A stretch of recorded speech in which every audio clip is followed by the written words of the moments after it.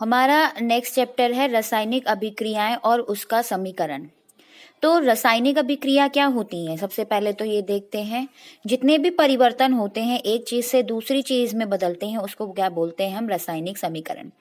जैसे कि अगर हम कच्ची सब्जी को उबाल के उसमें नमक मसाले ये सब भी डालेंगे तो वो कच्ची सब्जी मसाले और ये सब क्या होंगे? हमारे अभिकारक, और उससे जो सब्जी बनेगी दूसरी उसको क्या बोलेंगे? उत्पाद।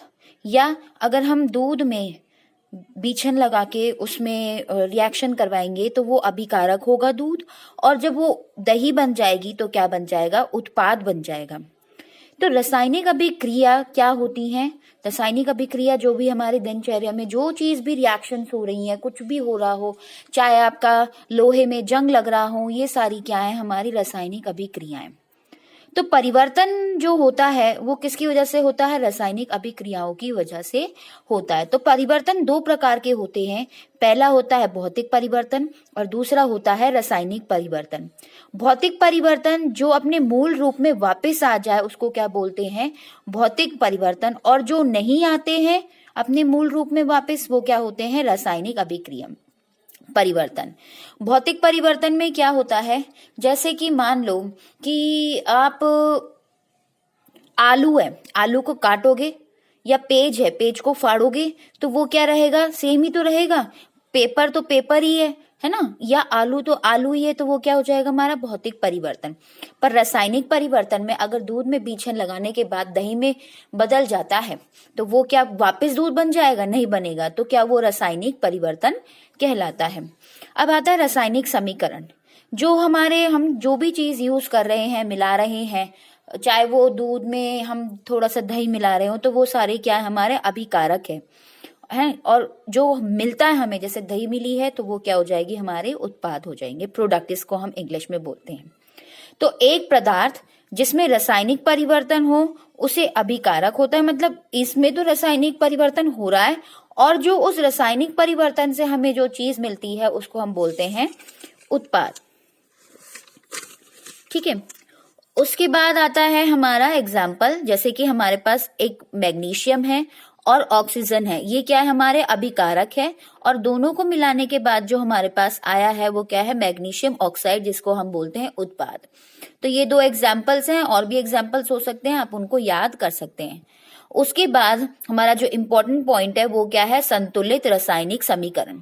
संतुलित मतलब हमने आपको संरक्षण द्रव्यमान संरक्षण का एक नियम था जो डाल्टन ने दिया था, वो पढ़ा था।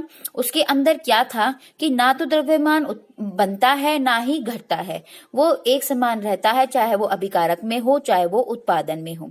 तो इसका मतलब दोनों तरफ जो हमारे ये है अणु, ये बराबर रहने चाहिए। यहाँ पे देखो दो अणु हैं, किसके? ऑक्सीजन के। पर यहाँ पे क्या है? एक। तो हम यहाँ क्या लगा देंगे? दो लगा देंगे। ये देखिए यहाँ दो लगा दिया है ना? तो अब यहाँ पे दो लगा दे तो यहाँ पे मैग्नीशियम के अणु कितने हो गए? दो हो गए। तो यहाँ पे हमने क्या लगा दिया? दो लगा दिया। अब इन दोनों को प्लस करेंगे तो दो तो मैग्नीशियम के हो गए और दो ही ऑक्सीजन के हो गए। तो ये जो समीकरण है इसको संतुलित करने के लिए हम अनुमान विधि का प्रयोग करेंगे। कौन सी? अनुमान विधि का प्रयोग करेंगे। ऐसे ही आयरन सल्फेट है, इसको मैं भी बताती हूँ। देखिए अब हम इसे संतुलित करना सिखाएंगे। ये हमारी क्या है? समीकरण है। इसमें देखिए अभिकारक क्या क्या है? एक तो आयरन है, यहाँ पे हाइड्रोजन है और ऑक्सीजन है ना? यहाँ पे क्या है? ये अभिकारक। अभिकारक क्या? ये तो उत्पादन में भी यही चीजें हैं। तो अब हमने देखा अभिकारक में, अभिकारक मतलब यहाँ पे कितना है? एक है। हाइड्रोजन कितने हैं? दो। ऑक्सीजन कितना है? एक। यहाँ पे कितने हैं? तीन। ऑक्सीजन कितने हैं? चार। और हाइड्रोजन कितने हैं? दो। ठीक है। तो सबसे पहले हम लोग देखते हैं अकेले बंदे को। अगर इसको मैं आगे 3 लगा दूं तो बन जाएगी मेरी बात। ठीक है, हम लोगों ने क्या करा? Fe3 लगा दिया। Fe3 लगाने से क्या होगा? अब दोनों तरफ ये और ये क्या हो गए? बराबर हो गए। अब मैंने यहाँ पे इसको चेंज कर दिया, 3 3, ये भी 2 2 है, भी बराबर। अब ये तो 4 है ना? क्या है ये? 4। यहाँ पे कितना था? 1। यहाँ पे कितना था? 4। तो यहाँ पे मैं क्या करूं? 4 कर दूं इसको। 4 कर दिए, कितना हो गया, 4 ये हो गए, 4 ये हो गए, ये भी हो गया। अब हाइड्रोजन बचा, हाइड्रोजन कितना है, 4 2 जा 8, यहाँ पे कितना है 2, यहाँ पे मैंने जब 4 से गुना किया था तो यहाँ पे कितना हो गया था 8, और यहाँ पे कितना है 2 है, तो मैं भी यहाँ पे क्या करूंगी 4 से इसको यहाँ पे भी गुना कर दूंगी और यहाँ पे क्या हो जाएगा हमारा 8। तो ये जो समीकरण है, अब ये क्या है हमारा संतुलित समीकरण है। क्या है ये हमारा संतुलित समीकरण है। और बेटा ये जब ही आएगा जब आप इसको प्रैक्टिस करोगे। ऐसी इक्वेशंस आपकी बुक्स में है, पीडीएफ जो मैंने भेजी है, आप इसे प्रैक्टिस करके और करिए, ठीक है। उसके बाद इस समीकरण को और अधिक सूचनात्मक बनाने के लिए, सूचनात्मक मतलब आयरन कैसा है, सॉलिड है, ठोस है, ये क्या है गैस है, ये क्या बन के आया हमारे पास ठोस बन के आया, और हाइड्रोजन क्या है यहाँ पे गैस, ठीक है, ये लिक्विड होना चाहिए, ठीक है। अब ये जो समीकरण है ये बहुत ही इंपॉर्टेंट है। 6CO2 प्लस 6H2O, ये तो रट लेना, C6H12O6, ये O6 है, प्लस 6O2, तो ये जो है ये आपको अच्छे से याद करना है। अब मोल और भार संबंध क्या होता है इसके बारे में पढ़ते हैं। देखिए अब मोल और क्या था हमारा भार संबंध। तो मोल और भार संबंध में सबसे पहले हमें समीकरण को क्या करना पड़ेगा, संतुलित करना पड़ेगा। संतुलित कैसे करेंगे, देखिए यहाँ पे हमारे पास क्या है, सॉरी,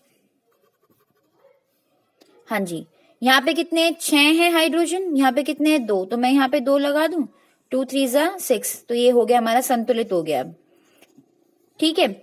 अब उसके बाद आता है हमारा, यहाँ पे क्या लिखा हुआ है इसके आगे 1, यहाँ पे कितना लिखा हुआ है 3, और यहाँ पे क्या लिखा हुआ है 2। तो मैं ये बोल रही हूं एक अणु नाइट्रोजन के किसके बराबर है, 3 अणु H2 के, और क्या उत्पाद आ रहा है हमारे पास, 2 अणु NH3 के आ रहा है। या आप बोल सकते हो कि 1 मोल NH2 जो है 3 मोल H2 के बराबर है, या 2 मोल NH3 के बराबर है। अगर द्रव्यमान देख रहे हो तो इसका द्रव्यमान की मैंने लिस्ट पहले ही बोल रही है, तो नाइट्रोजन की कितनी है 14, और यहाँ पे क्या है N2, तो कितना हो जाएगा 28 ग्राम N2 का किसके इक्वल, मतलब किसके साथ रिएक्ट कर रहा है, हाइड्रोजन का कितना होता है 1 और ये 6 ग्राम H2 क्या उत्पाद कर रहा है, 14 प्लस 3 कितना हो गया 17, 17 दूनी 34 ग्राम NH3। अगर हम द्रव्यमान संरक्षण का देखें तो दोनों को प्लस करो तो ये भी क्या दे रहा है हमारे पास 34 ग्राम, तो टोटल क्या हो गए, दोनों बराबर हो गए, ठीक है। और एक चीज हमेशा याद रखना कि जो 1 मोल होता है उसमें 6.022 इंटू 10 की पावर 23 अणु होते हैं, और ये जो होता है हम इसको बोलते हैं एवोग्रेडोस नंबर। क्या बोलते हैं इसको, एवोग्रेडोस नंबर, ठीक है, ये हमेशा याद रखना, ठीक है। और इससे रिलेटेड क्वेश्चंस भी बहुत सारे आपके आते हैं। अब आते हैं आयतन में। आयतन देखिए, आयतन में ये एग्जाम्पल है कि 2H2 gives O2 plus O2 gives 2H2O। बेटा इक्वेशन में हमेशा क्या रखना है, संतुलित रखना है। और अधिक जानकारी के लिए मैंने यहाँ पे गैस, ये भी गैस है मतलब गैस, और ये भी क्या है हमारा गैस ही निकल के आ रहा है, ठीक है।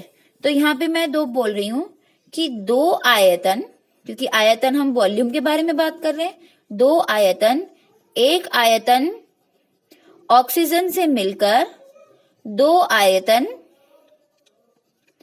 H2 प्रदान कर रहा है। या मैं बोल सकती हूं कि 2 मोल H2 जो है 1 मोल O2 के साथ में रिएक्ट करके समीकरण करके क्या बना रहा है, 2 मोल H2 बना रहा है। ठीक है।